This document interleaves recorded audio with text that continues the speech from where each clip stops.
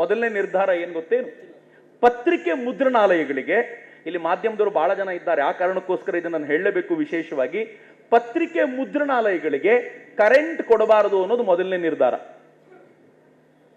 Current ಕೊಟ್ರೆ emergency ಬಿದ್ದಿದೆ ಅಂತ ಅವ್ರು ಪ್ರಿಂಟ್ ಮಾಡಿಬಿಡ್ತಾರೆ, ಪ್ರಿಂಟ್ ಮಾಡಿ ತಮಗೆ ಬೇಕಾದಂತೆ ಮಾಡಿ ಜನರನ್ನು ಭಡಕಾಯಿಸ್ತಾರೆ ಅಂತ ಪತ್ರಿಕೆನೇ ಪ್ರಿಂಟ್ ಆಗದೆ ಇರೋ ತರ ಮಾಡಬೇಕು ಅಂತ ಮೊದಲನೇ ಕಂಡೀಷನ್ನು. ಎರಡನೇದು, ಸಂಜಯ್ ಗಾಂಧಿ ಹೇಳ್ತಾನೆ, ಉಚ್ಚ ನ್ಯಾಯಾಲಯಗಳನ್ನ ನಾನು ತೆರೀಲಿಕ್ಕೆ ಬಿಡೋದಿಲ್ಲ, ಇನ್ನು ಮುಂದೆ ಉಚ್ಚ ನ್ಯಾಯಾಲಯಗಳು, ಹೈಕೋರ್ಟ್ಗಳು ಸ್ಟಾಪ್, ಯಾರೂ ಹೈಕೋರ್ಟಿಗೆ ಹೋಗುವಂತಿಲ್ಲ. ಯಾಕೆ? ಅಲಹಾಬಾದ್ ಉಚ್ಚ ನ್ಯಾಯಾಲಯ ನಮ್ಮಮ್ಮನ ವಿರುದ್ಧ ಮಾತನಾಡಿದೆಯಲ್ಲ, ದೇಶದ ಯಾವ ಉಚ್ಚ ನ್ಯಾಯಾಲಯವೂ ಇನ್ನು ಮುಂದೆ ಬಾಗಿಲು ತೆರೆದೇ ಇರೋ ತರ ಮಾಡ್ತೀನಿ ಅಂತ ಎರಡು ನಿರ್ಣಯಗಳಿಗೆ ಒಪ್ಪಿಗೆ ಕೊಡ್ಲಿಕ್ಕೆ ಹೋದ್ರು.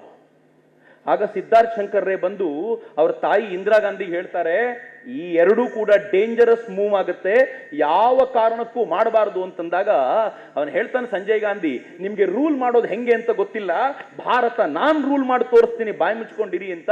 ಬಟ್ ಸಿದ್ಧಾರ್ಥ್ ಶಂಕರ್ ರೇ ಕನ್ವಿನ್ಸ್ ಮಾಡ್ತಾರೆ ಇಂದಿರಾ ಗಾಂಧಿನ. ಹೀಗಾಗಿ ಎರಡನೇ ರೂಲ್ ಅವಾಯ್ಡ್ ಆಗುತ್ತೆ, ಆದರೆ ಮೊದಲನೇ ರೂಲ್ ಹಾಗೆ ಉಳ್ಕೊಳ್ಳುತ್ತೆ. ಎಮರ್ಜೆನ್ಸಿ ಲಾಗೂ ಆದ ಮರುದಿನ ದೆಹಲಿಯಲ್ಲಿ ಪ್ರಾಬಬಲಿ ಸ್ಟೇಟ್ಸ್ಮನ್ ತರದ ಒಂದೋ ಎರಡೋ ಪತ್ರಿಕೆ ಬಿಟ್ರೆ ಇನ್ಯಾವ ಪತ್ರಿಕೆಯನ್ನು ಪ್ರಿಂಟೇ ಆಗಲಿಲ್ಲ. ಯಾಕೆ ಅಂದ್ರೆ ಪ್ರಿಂಟ್ ಆಗಲಿ ಕರೆಂಟೇ ಇರಲಿಲ್ಲ. ಹೆಂಗಿತ್ತು ನೋಡಿ. This is how emergency was. ಅರ್ಥ ಆಗೋದು ಎಷ್ಟು ಕಷ್ಟ ಆಗುತ್ತಲ್ಲ. ಈಸ್ ಇಟ್ ಪಾಸಿಬಲ್ ಅಂತ ನಾವು ಕೇಳ್ತೀವಿ. ಏನ್ ಸಿಂಪಲ್ ಇತ್ತಪ್ಪ, ಒಂದು ಇಮೇಲ್ ಮಾಡಿ ಎಲ್ಲ ಕಡೆ ಕಳ್ಸಿಕೊಟ್ಟಿದ್ರೆ ಪ್ರಿಂಟ್ ಮಾಡ್ತಿದ್ರು, ಇಮೇಲ್ ಇರಲಿಲ್ಲ ರೀ. ಆಗ ಏನ್ ಮಾಡೋದಪ್ಪ, ಮೊಬೈಲಲ್ಲಿ ಮೊಬೈಲ್ ಇರಲಿಲ್ಲ ರೀ. ಅವತ್ತಿನ ದಿನ ಹೆಂಗಿತ್ತು ಅಂತಂದ್ರೆ ಪ್ರತಿಯೊಂದು ಅಚ್ಚಿನ ಮೊಳೆಗಳನ್ನ ಜೋಡಿಸಿ ಪ್ರಿಂಟ್ ಮಾಡಬೇಕಿತ್ತು. ಕರೆಂಟ್ ಇಲ್ಲ ಅಂತಂದ್ರೆ ಎಲ್ಲವೂ ಏನೂ ಕೆಲಸ ಆಗದೆ ಇರುವಂತ ಸ್ಥಿತಿ ಇತ್ತು. ಅಂತ ಸ್ಥಿತಿಯಲ್ಲಿ ತಗೊಂಡೋದ್ರು.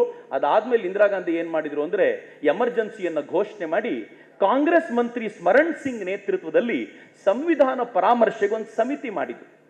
ಈ ಸ್ಮರಣ್ ಸಿಂಗ್ ಸಮಿತಿಯಲ್ಲಿ ಯಾರು ಇದ್ರು ಅಂತ, ಅಟಲ್ ಬಿಹಾರಿ ವಾಜಪೇಯಿ ಸಮಿತಿ ಮಾಡಿದಾಗ ಕಾಂಗ್ರೆಸ್ ಲೀಡರು ಇದ್ರು, ಅವರು ಸಮಿತಿ ಮಾಡಿದಾಗ ಒಳ್ಳೆ ಪತ್ರಕರ್ತರುಗಳಿದ್ರು, ಅವರು ಸಮಿತಿ ಮಾಡಿದಾಗ ಜಸ್ಟಿಸ್ಗಳಿದ್ರು.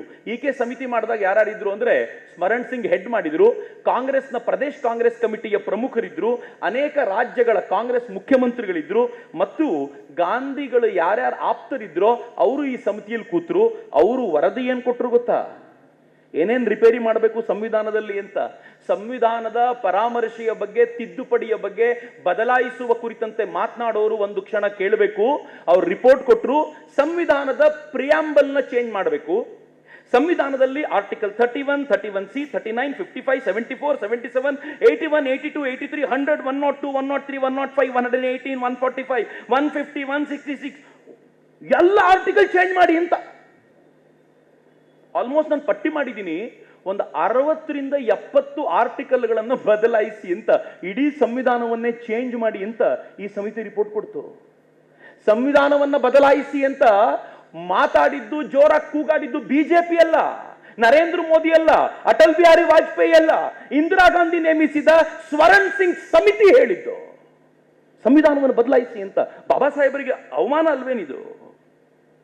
ಈ ಸಂವಿಧಾನದ ಪರಾಮರ್ಶೆಗೆ ಅವ್ರು ಒಂದೇ ಒಂದು ನಿಯಮ ಏನ್ ಮಾಡಿದ್ರು ಅಂದ್ರೆ, ನಾವು ಏನೇ ಪರಾಮರ್ಶೆ ಮಾಡಿದ್ರು ಇದರ ವಿರುದ್ಧವಾದದನ್ನ ಪತ್ರಿಕೆಗಳು ಬರೆಯುವಂತಿಲ್ಲ ಅಂತ ಒಂದೊಂದೇ ತಿದ್ದುಪಡಿ ಶುರು ಮಾಡಿದ್ರು. ಮೊದಲನೇ ತಿದ್ದುಪಡಿ ಅವ್ರು ತಗೊಂಡ್ಬಂದಿದ್ದು 38ನೇ ತಿದ್ದುಪಡಿ. 22ನೇ ಜೂನ್ 25ಕ್ಕೆ ಇದು ಜಾರಿ ಆಯಿತು ಎಮರ್ಜೆನ್ಸಿ. ಒಂದು ತಿಂಗಳೊಳಗೆ 38ನೇ ತಿದ್ದುಪಡಿ ಬಂತು.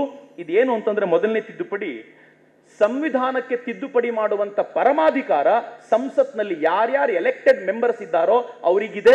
ಅದನ್ನ ಯಾರೂ ಪ್ರಶ್ನೆ ಮಾಡುವಂತಿಲ್ಲ, ನ್ಯಾಯಾಲಯವೂ ಕೂಡ. ಈ ಕುರಿತ ಪ್ರಶ್ನೆಯ ಅರ್ಜಿ ವಿಚಾರಣೆ ಉಚ್ಚ ನ್ಯಾಯಾಲಯಗಳು ಮಾಡುವಂತಿಲ್ಲ. ಮೂಲಭೂತ ಹಕ್ಕುಗಳು ಮೊಟಕಾದರೂ ಯಾರೂ ಕೇಳುವಂತಿಲ್ಲ. ಎಲ್ಲ ಲಾಯರ್ಸ್ಗಳಿದ್ದೀರಿ, will be shock to listen. ಏನ್ ಗೊತ್ತೇನು?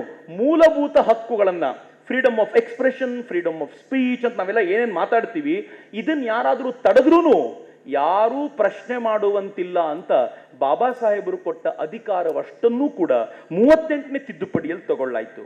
39ನೇ ತಿದ್ದುಪಡಿ, ನೆಕ್ಸ್ಟ್ ತಿದ್ದುಪಡಿ ಬಂತು. ಈ 39ನೇ ತಿದ್ದುಪಡಿಯಲ್ಲಿ ಸರ್ವೋಚ್ಚ ನ್ಯಾಯಾಲಯವೂ ಕೂಡ, ಇದು ಚೆನ್ನಾಗಿದೆ ನೋಡಿ, ಇದನ್ನ ಹೈ ಸ್ಪೀಡ್ ತಿದ್ದುಪಡಿ ಅಂತ ಕರೀಬಹುದು.